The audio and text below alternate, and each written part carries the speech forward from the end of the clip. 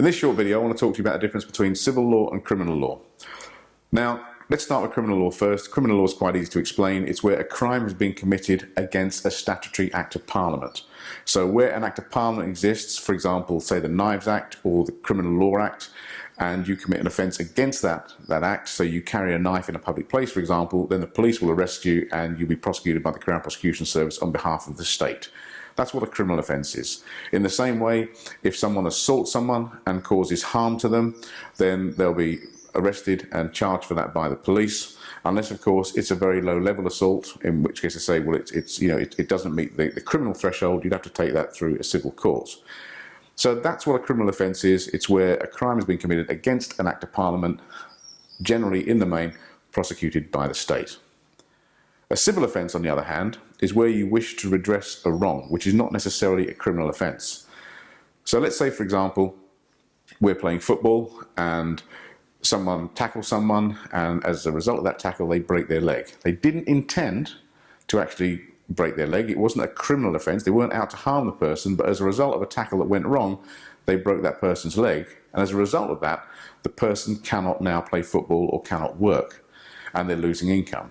Now in that case, the person who's been harmed may take a civil case to court to actually get redress for the money that they might be losing in terms of loss of income from not being able to work, and that's an example of a civil case. Another example of a civil case would be trespass, where, say, ramblers walk across someone's land, the person owns the land, they're not committing a criminal offence, they're not breaking and damaging anything, they're just walking through private land. And again, that would be a civil offence, and we've got another video that talks about trespass that you may or may not heard already, and we'll explain that in more detail to you later on. There is a difference, however, in how these cases are tried in the different courts. So in a criminal court, if you are charged, let's say, with an assault, or you're charged with theft, or you're charged with carrying a knife in a public place, then you are innocent until proven guilty, and the prosecution have to prove that case beyond reasonable doubt. And if there is any doubt whatsoever, the judge will normally direct the jury to dismiss the case. So that's how a criminal case is judged. You are innocent until proven guilty, and the prosecution have to prove your guilt beyond reasonable doubt. In a civil case, however, it works on a different threshold, and that's called the balance of probabilities. So, going back to the football example, if someone tackles someone and they break their leg, and then that person sues them for injuries or loss of income or whatever, then they will say, right, did that person commit that tackle that broke that person's leg?